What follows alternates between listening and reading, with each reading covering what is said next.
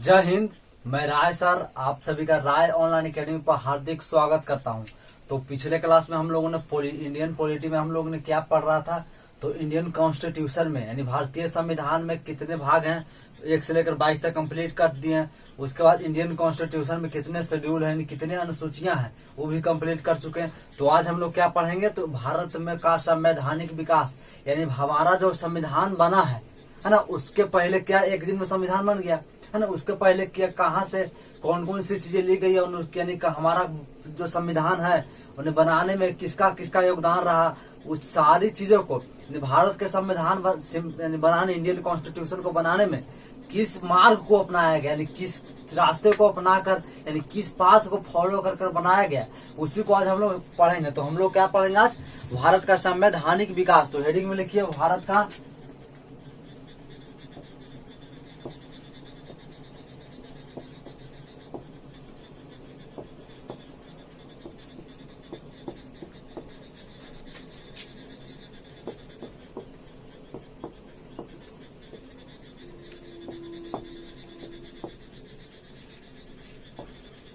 क्या लिखना है हेडिंग में, भारत का संवैधानिक विकास।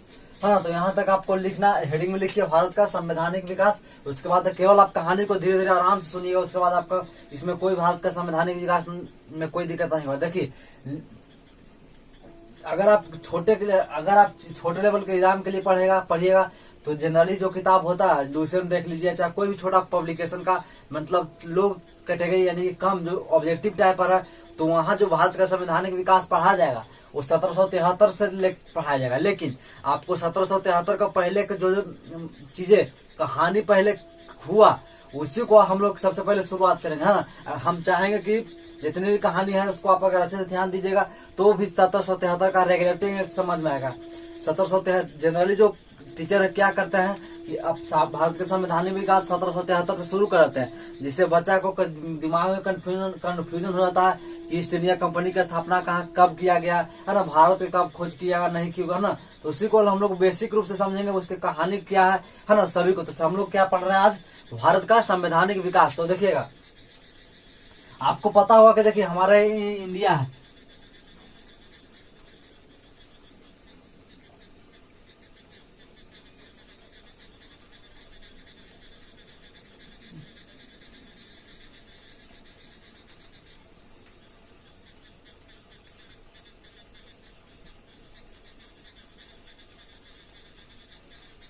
स्पेस तो है नहीं, चलिए कोई बात नहीं, बन जाएगा, ध्यान में रखना है, केवल हम लोग को समझना है, फिगर यहाँ नहीं हट रहा, कोई बात नहीं।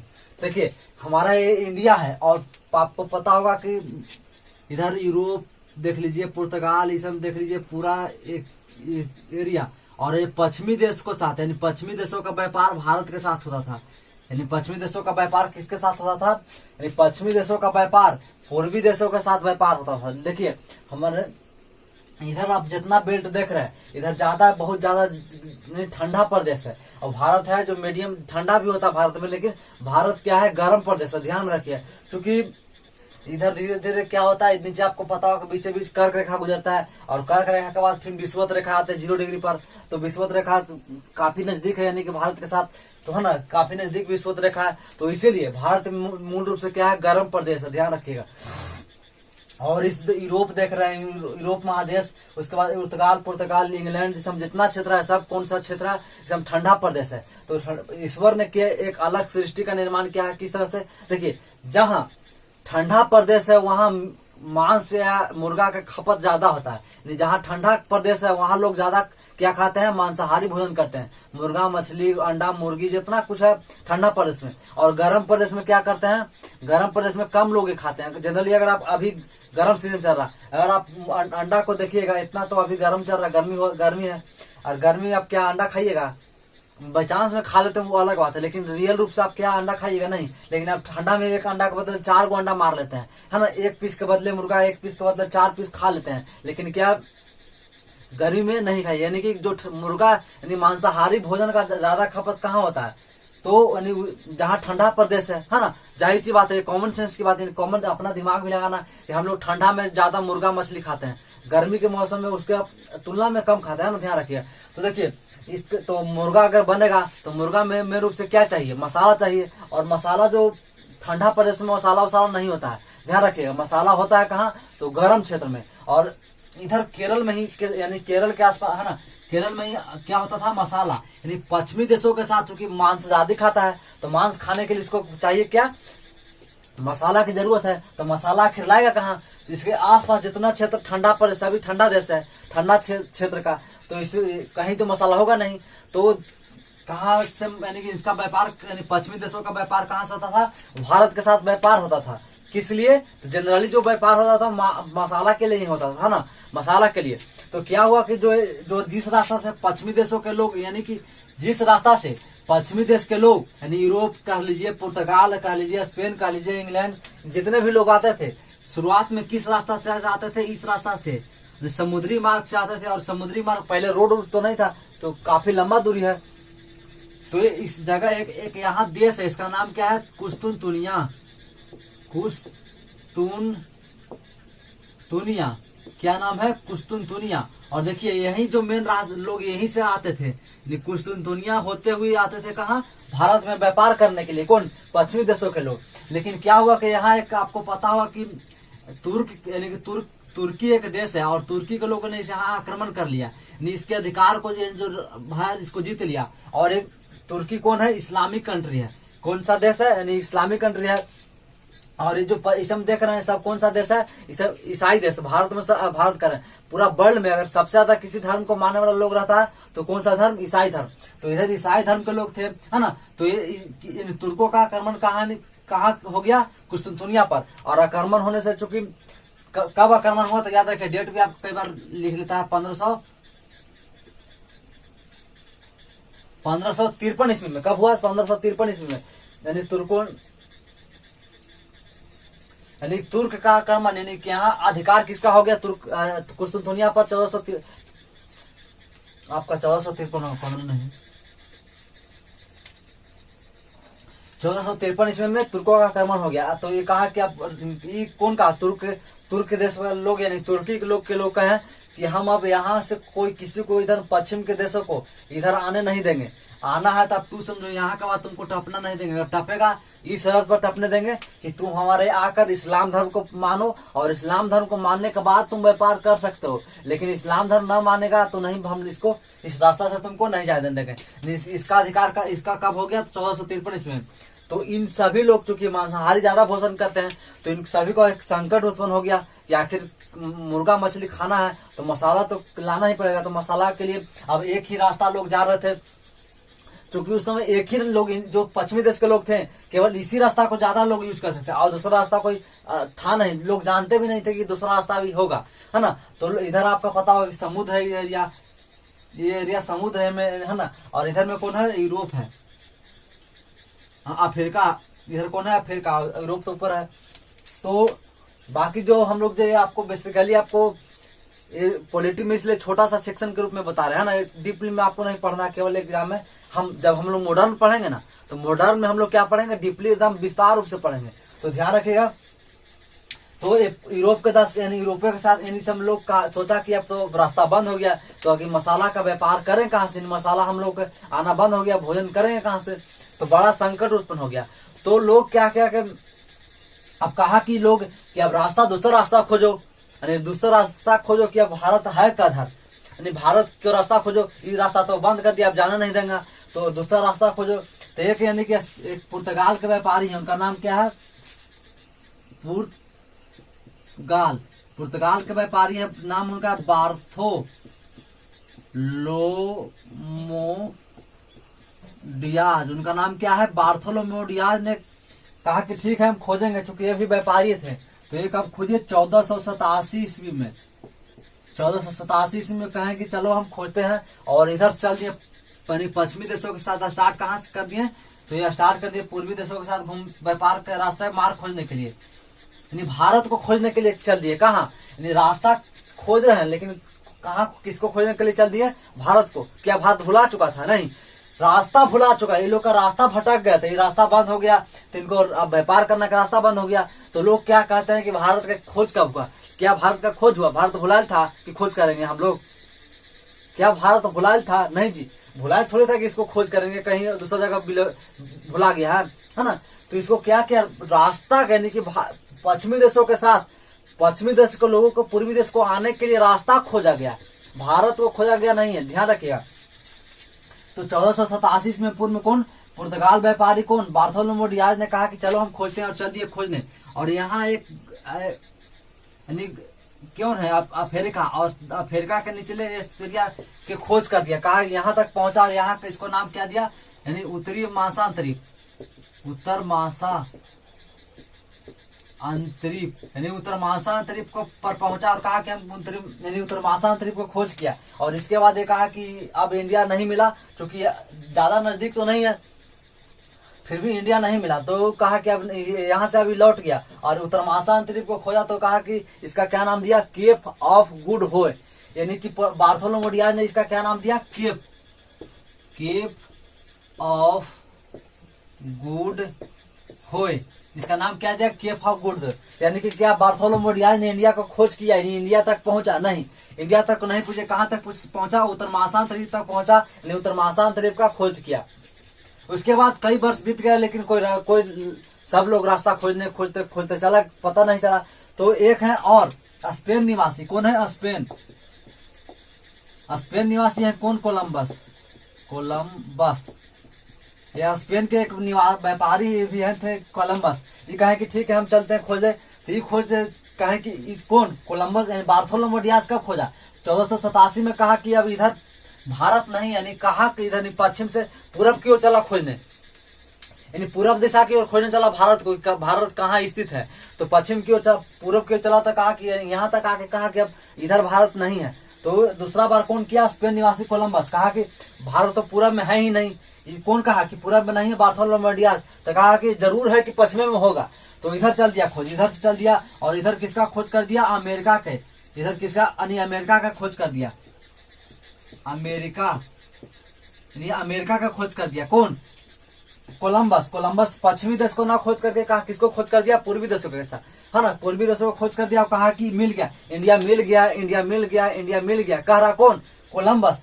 तो इधर के कौन, तब कहा कि जो व्यापारी, यानी जो इस रास्ते से पहले भारत के साथ व्यापार करते थे, वो कहा कि मिल गया तो बहुत अच्छा बात है, तुम खोज दिया। तो कहा कि ठीक है रुको, वहीं हम आएंगे, आके देखते हैं कि सही में इंडिया मिल गया है। तो इधर जो व्यापारी पहले इधर इस रास्ते से इंडिया जाते थे, वो आके देखे तो कह रहा कि कौन, अरे इंडिया नहीं, ये रेड इंडियन है। ये कौन है, रेड इंडियन। ये अमेरिका के लोगों को क्या कह रहा है कि रेड इंडियन मतलब भारत के, देखिएगा लोग का चमड़ा होता है, यानी कि चेहरा में चमड़ा लाल नहीं होता, लेकिन अमेरिका के लोगों का चमड़ा देखिएगा, चेहरा देखिएगा तो हमेशा लाल दिखाई देगा। इसीलिए इसका क्या नाम कहा कि लोग क्या कहें कि रेड इंडियन, यानी कोलंबस ने किसका खोज किया, रेड इंडियन, या इसी को नाम कई लोग नाम दिए नई दुनिया। नई दुनिया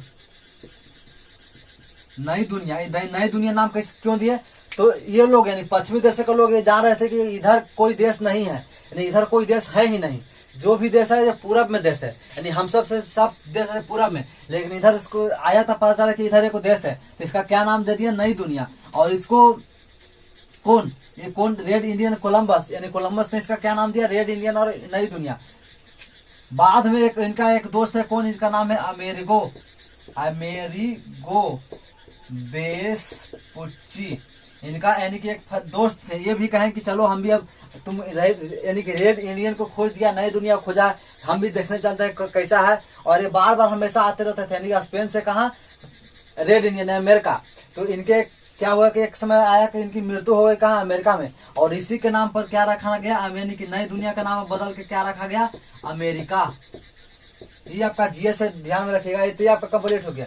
तो क्या इंडिया का बार्थोलोमेव डियाज खोज पाया, नहीं, कोलंबस भी नहीं खोज पाया। तो लोग और चिंतित हो गए कि इंडिया पूरब में है ही नहीं, पश्चिम में भी नहीं है, तो अब जाए कहाँ खोजे हम लोग, यानी कि पूरब में भी नहीं मिला, पश्चिम में। तो एक और डेट आता है कि देखिए स्पेन कब खोला, इन 1405 साल बाद, यानी इसके बाद 5 साल बाद कौन खोला, तो खोजा, यानी 1492 में 1492 में कौन खोजा? कोलंबस। और 6 साल बाद और कौन खोजा? तो 14 में जोड़ दीजिएगा तो 1498 में 1498 में पुर्तगाल निवासी कौन थे? पुर्तगाल निवासी कौन थे बताइए? Vasco D gamma. Vasco D gamma. ये वास्को डी गामा कहा कि ठीक है हम पश्चिम तो इंडिया है नहीं, कंफर्म हो गया। पूरब में एक बार फिर हम देखते हैं, ट्राई मार के कहें पूरब में होगा। और जहां कौन? बार्थोलोमेव डियाज यहाँ तक पहुंचा था और यहाँ पुनः इस रास्ते से यहाँ पहुंचा, यहाँ पहुंचता और यहाँ चिल्ला रहा क्या? इंडिया है, where is India, where is India. कौन चिल्ला रहा है? तो वास्को डी गामा, यानी कहा उत्तर महासागरीय द्वीप से अंतरिक्ष पर पहुंच के चिल्ला रहा कि वेयर इज इंडिया, इंडिया कहाँ है, इंडिया कहाँ है। तो संजोग से एक पुर्तगाल के यानी गुजरात के व्यापारी यहाँ यानी कि व्यापार करने के लिए आए थे और इसका नाम क्या था? अब्दुल मजीद। अब्दुल मजीद, इस व्यापारी का नाम क्या था? अब्दुल मजीद। और ये कौन? वास्को डी गामा चिल्ला रहा है कि where is India, where is India. तो ये कौन कहा? अब्दुल मजीद। क्या बात है? इंडिया इज हम भी इंडिया के हैं। तो कहा कि इंडिया को हो, इंग्लिश में बोला, चूंकि हिंदी तो नहीं आता था। तो कहा कि हाँ, तो यही यानी अब देखो, वास्को डी गामा ने पुर्तगाल के गुजरात के व्यापारी कौन? अब्दुल मजीद की सहायता से यानी भारत के कहाँ पहुंचा? कालीकाट पर पहुंचा, है ना। कालीकाट पर पहुंचा यानी भारत का खोज किया। इसीलिए आपको कई बार लोग का प्रश्न भी आता है कि भारत का खोज कब हुआ? क्या भारत भुलाल था? जी बताइए, भुलाल था? नहीं, रास्ता भटक चुका था लोग, यानी व्यापार के रास्ते भटक चुके थे। तो खोज कब हुआ? 1498 में। तो ये आपको इसलिए बता दिए चूंकि आपको पता है कि भारत का स्थिति, चूंकि व्यापार लोग यहीं से करना चाहिए और इंग्लैंड इधर है। तो ये आपका कंप्लीट हो गया, पूरा भारत का खोज कैसा हुआ देख लिए। उसके बाद देखिए 1600 ईस्वी का एक राजलेख आपको मिलेगा, राजलेख। ये प्रश्न आ रहा होगा मन में कि 1600 ईस्वी का राजलेख क्या है ना? आ रहा होगा ही। तो देखिए 1600 ईस्वी का राजलेख में आपको क्या करना है? देखिए इस जो 1600 ईस्वी का हम लोग राजलेख देखें, तो इस राजलेख के अनुसार पूर्वी देश है यानी भारत के साथ व्यापार करने के लिए, क्या करने के लिए? भारत के साथ व्यापार करने के लिए एक 1600 ईस्वी में कंपनी का स्थापना किया। उसका नाम क्या रखा गया? East India company. इस कंपनी का क्या नाम रखा गया? 1600 ईस्वी में कंपनी का गठन किया गया। किस लिए? तो भारत के साथ व्यापार करने के लिए, यानी पूर्वी देशों के साथ व्यापार करने के लिए 1600 ईस्वी में एक कंपनी का स्थापना किया। उस कंपनी का नाम क्या रखा गया? East India company. East India company क्यों रखा गया? क्योंकि इधर से देखिए, इधर से इनका जो भारत किस साइड में? ईस्ट में है, तो इसलिए इस कंपनी का क्या नाम रखा गया? East India company. ध्यान में रखिएगा। तो 1600 ईस्वी में ईस्ट इंडिया कंपनी का गठन किया गया, यानी स्थापना किया गया। तो इसका मालिक कितने लोगों को बनाया गया, है ना? मालिक तो 217 लोगों को बनाया गया।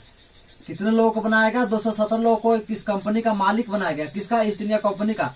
तो 217 लोग कौन कौन व्यक्ति, आखिर कौन कौन 217 व्यक्ति का मालिक होगा? तो वैसा व्यक्ति जो 500 पाउंड यानी 500 पाउंड या इससे अधिक अगर पाउंड लगाएगा, वही इस कंपनी का मालिक होगा। यानी इसका मालिक कौन हो सकता है? 500 पाउंड या 500 से अधिक पाउंड लगाने वाला व्यक्ति ही मालिक होगा। और कुल कितने मालिक हो गया? यानी बोर्ड ऑफ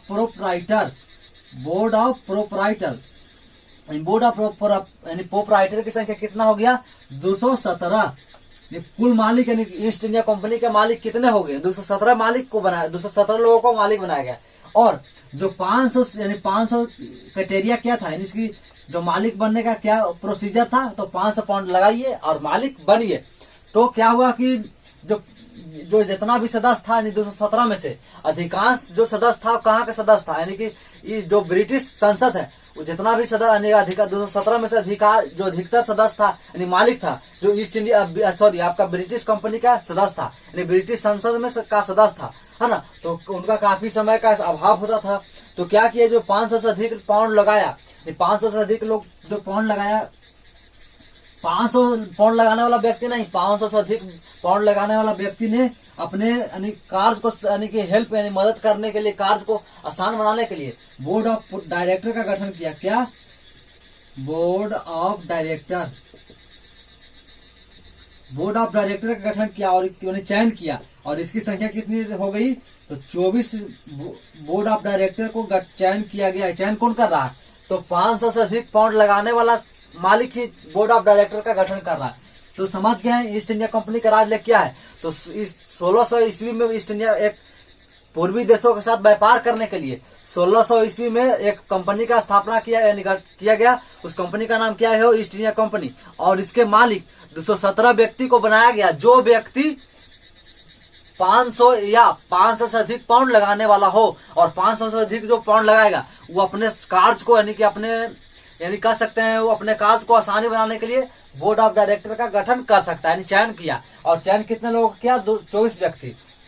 यहाँ तक कोई दिक्कत नहीं होगा। देखिए अब जब कंपनी बना तो कंपनी कहा कि पहले जो इसके पहले जब कंपनी बनने से पहले जो भी ये आजादी था कि कोई भी व्यक्ति भारत के साथ व्यापार करेगा, मसाला लाएगा, बेचेगा, खरीदेगा, है ना, कोई भी व्यक्ति करता। लेकिन अब ये जो ईस्ट इंडिया कंपनी का गठन किया गया 1600 ईस्वी के राजलेख के अनुसार, कहा कि अब कोई व्यक्ति नहीं व्यापार करेगा पूर्वी देशों के साथ, यानी भारत के साथ।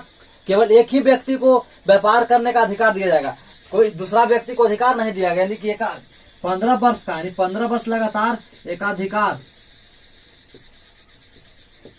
यानी ईस्ट इंडिया 1600 ईस्वी के राजलेख ने कहा 15 वर्ष तक एक ही व्यक्ति को, यानी कि एक ही कंपनी, किस कंपनी को, ईस्ट इंडिया कंपनी को 15 वर्ष तक लगातार व्यापार करने के लिए हम इसको अधिकार देते हैं। बाकी दूसरा यानी इंग्लैंड से कोई व्यापार करने के लिए नहीं जाएगा, है ना। तो ये आपका 1600 ईस्वी का राजलेख हो गया। तो इसको आप हेडिंग में लिखिए। सबसे पहले भारत का संवैधानिक विकास लिखिए, उसके बाद हेडिंग में लिखिए, हेडिंग में लिखिए, फिर लिखिए,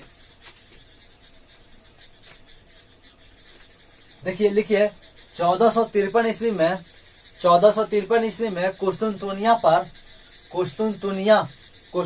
पर तुर्कों का आक्रमण हो गया, जिससे पश्चिमी देशों का पूर्वी देशों के साथ व्यापार के मार्ग बंद हो गए और पश्चिमी देशों के लोग पूर्वी देशों के साथ व्यापार करने के लिए अलग अलग रास्ते का तलाश करने लगे, यानी अलग अलग रास्ते का खोज करने लगे। उसी में पहला डेट लिखिए 1487 ईस्वी में पुर्तगाल व्यापारी बार्थोलोमो डियाज ने उत्तरमासा अंतरीप का खोज किया, जिसे उसने केप ऑफ गुड होए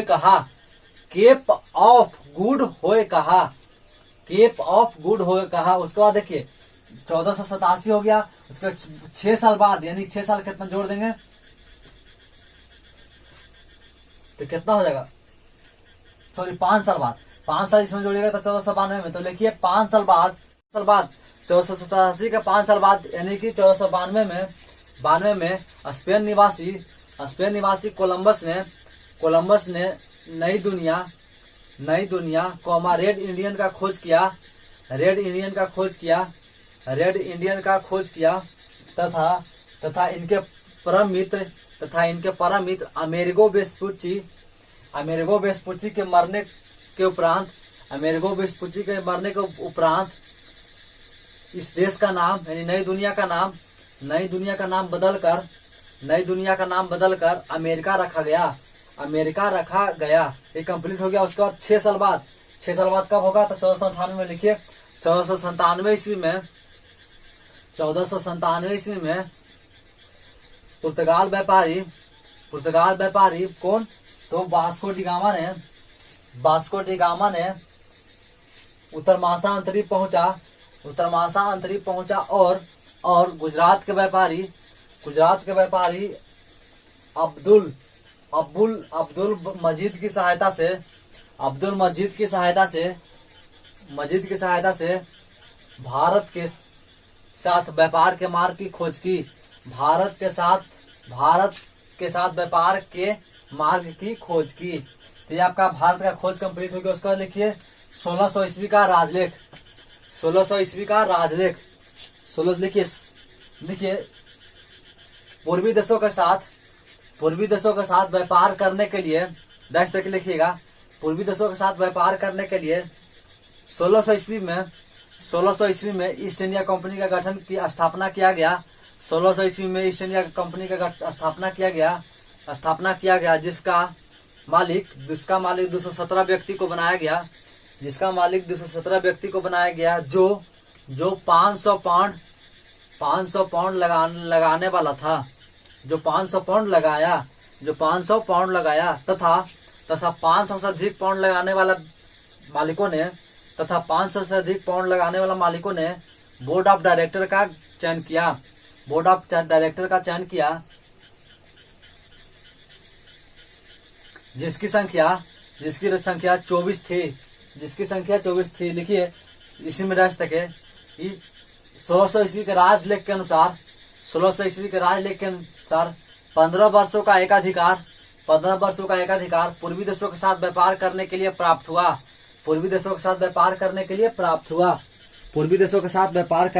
प्राप्त हुआ।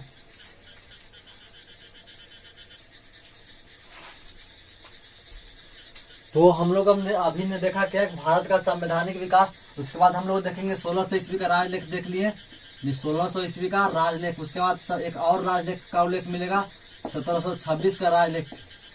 1726 का देखिए, पिछले अभी आपको बताएं कि 1600 ईस्वी का राजलेख के अनुसार पूर्वी देशों के साथ व्यापार करने के लिए ईस्ट इंडिया कंपनी का गठन किया गया, 217 व्यक्तियों का मालिक बनाया गया और 24 व्यक्तियों को बोर्ड ऑफ डायरेक्टर बनाया गया, है ना। तो 1726 के राजलेख के अनुसार भारत में 3 नए प्रेसिडेंसी का निर्माण किया गया, यानी पहली बार 3 प्रेसिडेंसी का निर्माण किया गया। पहला प्रेसिडेंसी कौन?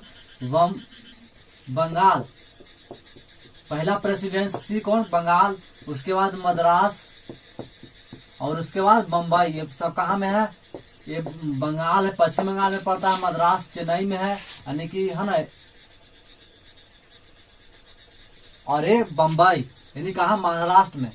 तो यानी कि 1726 के राजलेख के अनुसार पहली बार 3 नए प्रेसिडेंसी का निर्माण किया गया। कौन कौन सा प्रेसिडेंसी आपको? तो एक यहाँ देख लीजिए, कहा? बंगाल में बंगाल प्रेसिडेंसी, एक मद्रास प्रेसिडेंसी और एक यहाँ बम्बई प्रेसिडेंसी। और तीनों जगह गवर्नर नियुक्त किया गया, यानी राज्यपाल बनाया गया। इसके लिए अलग राज्यपाल, इसके लिए अलग राज्यपाल और इसके लिए अलग राज्यपाल। यानी कि कहने का मतलब सत्ता का क्या किया गया? विकेंद्रीकरण। सत्ता का विकेंद्रीकरण। और केंद्रीकरण का मतलब क्या होगा? देख लीजिए, जैसे हमारा भारत है, भारत में कुल 28 राज्य है।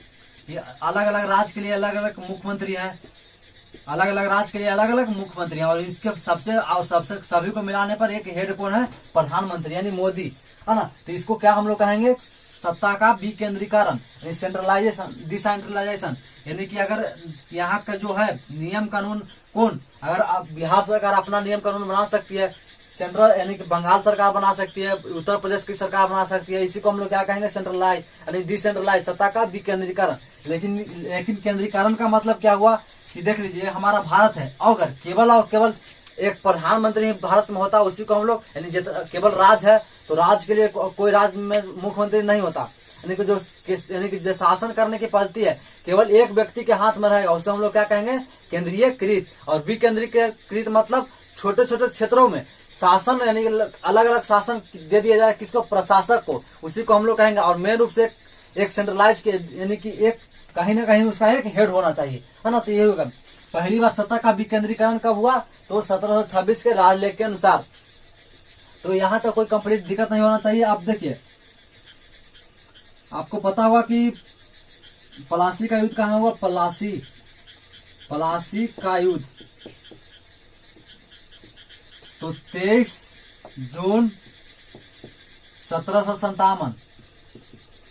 पलासी कहाँ पड़ता है? तो पश्चिम बंगाल में पड़ता है। और किस नदी के किनारे? तो ये भागीरथी नदी किनारे, है ना, ध्यान में रखिएगा। तो पलासी का युद्ध कब हुआ? 23 जून 1757। ये किसके साथ हुआ? तो ईस्ट इंडिया कंपनी। और यहाँ जो शासक था किसका?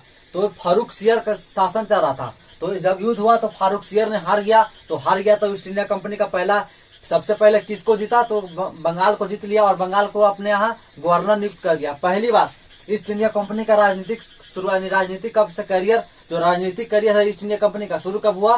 तो 23 जून 1757 के बाद अब बंगाल में गवर्नर नियुक्त कौन कर दिया, यानी ईस्ट इंडिया कंपनी ने बंगाल में गवर्नर नियुक्त कर दिया। क्यों? अब डायरेक्ट रूप से शासन करेगा। अब यहाँ कानून भी बना सकता है, जो भी करना हो कानून बनाएगा। लेकिन ये तीनों भी देखे 1726 के अनुसार, इसमें अनुसार केवल और केवल व्यापार करने के लिए तीनों प्रेसिडेंसी का निर्माण किया था। लेकिन अब यहाँ अब सत्ता का जो भी है, नहीं अब बंगाल में अब सत्ता व्यापार करेगा ही करेगा, लेकिन यहाँ जो राजनीतिक रूप से भी यहाँ कायम हो गया। तो ये ध्यान रखिएगा। कब सबसे पहले क्या हुआ? 23 जून 1757 को हुआ। एक और युद्ध हुआ, बक्सर का युद्ध।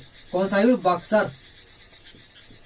बक्सर का युद्ध हुआ कब? 23 अक्टूबर 1764 को हुआ। और दोनों युद्ध होने से काफी जो इस युद्ध में ईस्ट इंडिया कंपनी का काफी खर्चा बढ़ गया, यानी कि इसमें राजस्व व्यवस्था में काफी हानि हुआ। और साथ ही जब दोनों को युद्ध जीत लिया कौन? ईस्ट इंडिया कंपनी ने, तो जो यहाँ के गवर्नर था कौन? बंगाल का, ये काफी खुश हो गया और यहाँ अपने आप को सोचा कि हम राजा बन गए, है ना। तो ईस्ट इंडिया कंपनी के अधिकार को कौन अब सोचा कि हम अपने यहाँ जो भी हम बनाएंगे नियम कानून, अब ईस्ट इंडिया कंपनी का मालिक अब हम कौन ध्यान में नहीं रखेंगे। अब क्या रखेंगे? जो भी हम बनाएंगे हम अपने आप गवर्नर बनाएंगे। तो इसी के कंट्रोल करने के लिए, यानी कि 1700 जो युद्ध हुआ और इसी को दोनों को जो राज व्यवस्था यानी राजस्व में क्षति हुआ उसको भरपूर करने के लिए, और साथ ही गवर्नर जनरल को कंट्रोल करने के लिए एक रेगुलेटिंग एक्ट लाया गया। क्या?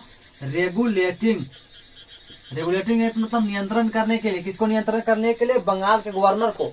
किसका कब लाया गया? तो 1773 में। और इस 1773 को हम लोग क्या कहते हैं? 1773 का रेगुलेटिंग एक्ट। और भारत का संवैधानिक विकास यहाँ से शुरू होगा। जो इसके पहले आप जो इतना भी आपको पढ़ाएं, इसलिए पढ़ा दिए कि चूंकि आपको कहानी था और कहानी को पहले आपको जानना पड़ेगा कि 1773 का रेगुलेटिंग किस लिए आया। तो अब यहाँ तक कोई दिक्कत नहीं होगा। तो उसके बाद लिखिए 1726 का राजलेख। 1726 का राजलेख 1726 के राजलेख लिखिए। 1726 के राजलेख के अनुसार 1726 के राजलेख के अनुसार 3 नए प्रेसिडेंसी का निर्माण किया गया। 3 नए प्रेसिडेंसी का निर्माण किया गया। पहला बंगाल, मद्रास और बम्बई। बंगाल, मद्रास और बम्बई। और तीनों प्रेसिडेंसी में अलग अलग गवर्नर नियुक्त किए गए। अलग अलग गवर्नर नियुक्त किए गए हैं। अर्थात सत्ता का विकेंद्रीकरण की शुरुआत हुई। अर्थात सत्ता का पहली बार विकेंद्रीकरण की शुरुआत हुई। उसके बाद लिखिए प्लासी का युद्ध 23 जून 1757 के होने के बाद बंगाल फारूक सियर से स्वतंत्र हो गया और ईस्ट इंडिया कंपनी के अधीन हो गया। और जिससे ईस्ट इंडिया कंपनी ने यहाँ पहली बार गवर्नर नियुक्त किया। अर्थात ईस्ट इंडिया कंपनी का पहली बार राजनीति शुरू हुआ।